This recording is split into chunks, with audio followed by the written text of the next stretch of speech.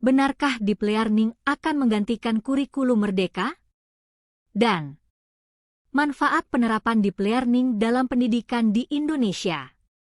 Pendekatan deep learning yang diusulkan Mendikdasmen Abdul Mukti ini tidak dimaksudkan sebagai pengganti kurikulum merdeka, melainkan sebagai pendekatan pembelajaran baru yang bisa saja diterapkan di dalam kurikulum yang ada.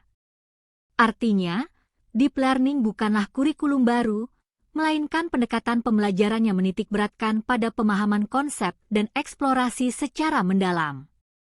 Namun, tidak menutup kemungkinan bahwa pendekatan ini di masa depan akan mempengaruhi penyusunan kurikulum di Indonesia, tergantung bagaimana implementasinya berjalan dan dampaknya terhadap peningkatan kualitas belajar siswa.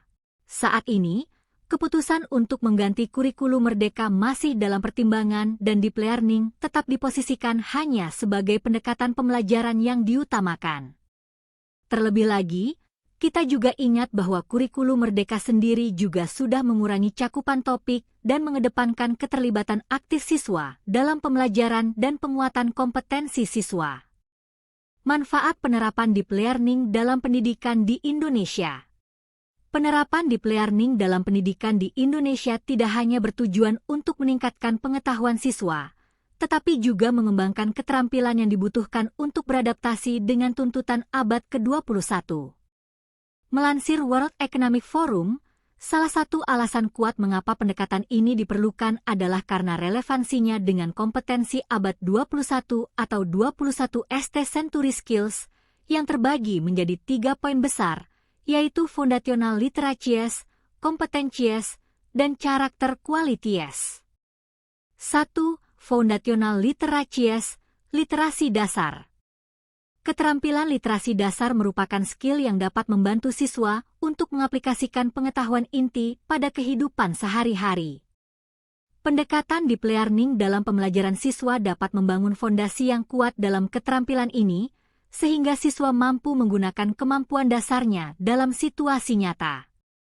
Kemampuan ini mencakup beberapa poin sebagai berikut. Literasi. Dengan pendekatan deep learning, literasi siswa tidak hanya dibatasi pada kemampuan membaca dan menulis, tetapi juga memahami makna di balik informasi yang diserap. Numeracy, kemampuan numerik, daripada hanya menghafal rumus, dengan deep learning, siswa didorong untuk memahami konsep dasar matematika, sehingga mereka dapat menerapkannya dalam berbagai konteks kehidupan sehari-hari. Scientific literacy, literasi sains, deep learning dapat membantu siswa untuk mengaitkan konsep sains dengan kehidupan nyata dan menyelami proses penemuan ilmiah secara lebih mendalam. ICT literacy, literasi teknologi informasi dan komunikasi, dengan deep learning, siswa dapat mempelajari cara mengelola informasi digital dengan lebih bijak, memahami etika penggunaan teknologi, dan menerapkannya dalam kehidupan sehari-hari. Financial literacy, literasi keuangan, melalui pendekatan deep learning, siswa dapat memahami konsep dasar ekonomi, cara mengelola uang, dan memahami dampak dari setiap keputusan finansial yang mereka lakukan. Cultural civic literacy, literasi budaya dan kewarganegaraan, penerapan deep learning memungkinkan siswa memahami nilai budaya dan kewarganegaraan secara lebih mendalam, menghargai perbedaan budaya, serta memahami peran mereka sebagai warga negara yang aktif dan bertanggung jawab. 2. Competencies, kompetensi. Kompetensi mencakup cara siswa menghadapi tantangan kompleks, yang meliputi keterampilan berpikir kritis, kreativitas, komunikasi, dan kolaborasi. Adanya deep learning mampu mendorong siswa untuk memiliki pendekatan yang lebih mendalam dan analitis terhadap tantangan yang akan mereka hadapi di masa kini maupun masa mendatang. Kompetensi mencakup beberapa poin sebagai berikut. Critical thinking, problem solving, berpikir kritis, pemecahan masalah. Deep learning mengajarkan siswa untuk melihat masalah dari berbagai sudut pandang dan mencari solusi yang inovatif. Creativity, kreativitas, dalam pendekatan deep learning, siswa didorong untuk bereksperimen, menghubungkan ide-ide, dan menghasilkan pemikiran yang original. Communication, komunikasi, Deep learning memungkinkan siswa untuk berkomunikasi secara lebih efektif dengan membiasakan mereka berbicara, mendengar, dan memberikan umpan balik dalam proses pembelajaran. Collaboration, kolaborasi, deep learning akan mendorong siswa untuk belajar bekerja sama dalam tim, menghargai kontribusi rekan satu tim, dan mengembangkan empati. 3. Character qualities, kualitas karakter. Deep learning juga membantu siswa untuk membentuk kualitas karakter yang diperlukan untuk menyesuaikan diri dengan lingkungan yang selalu berubah. Kualitas karakter ini mencakup beberapa poin sebagai berikut. Curiosity, rasa ingin tahu.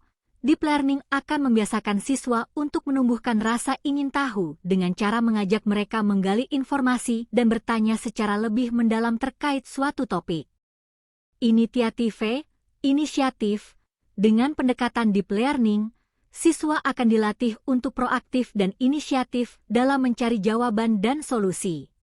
Persistence grit, ketekunan, deep learning membiasakan siswa untuk bekerja keras, terus mencoba, tidak mudah menyerah, dan mampu memecahkan masalah hingga tuntas, sehingga dapat mengembangkan ketekunan dalam mencapai tujuan.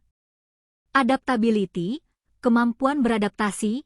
Deep learning mampu mendorong siswa untuk terbiasa dengan adanya perubahan, baik dalam proses belajar maupun dalam kehidupan mereka, sehingga mereka lebih fleksibel dalam menghadapi situasi baru.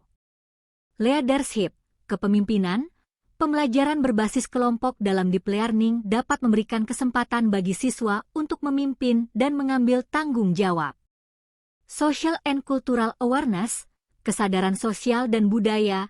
Deep learning dapat memfasilitasi siswa untuk membangun kesadaran sosial dan budaya yang kuat, serta menghargai keragaman dan perbedaan sebagai sesuatu yang bisa memperkaya pengalaman belajar mereka. Dengan diterapkannya pendekatan deep learning dalam pendidikan di Indonesia, diharapkan siswa dapat berkembang menjadi individu yang lebih kritis, memiliki pemahaman mendalam, dan mampu berpikir reflektif. Pendekatan ini sejalan dengan program prioritas Mendikdasmen Abdul Mukti yang ingin mencetak generasi muda yang unggul di bidang sains dan teknologi, memiliki moral yang kuat, dan memiliki keterampilan yang relevan dengan perkembangan zaman, utamanya keterampilan abad ke-21 atau 21st century skills yang telah dijelaskan di atas. Terima kasih sudah menonton video ini. Semoga kalian termotivasi untuk terus belajar dan mengembangkan diri. Sampai jumpa di lain kesempatan.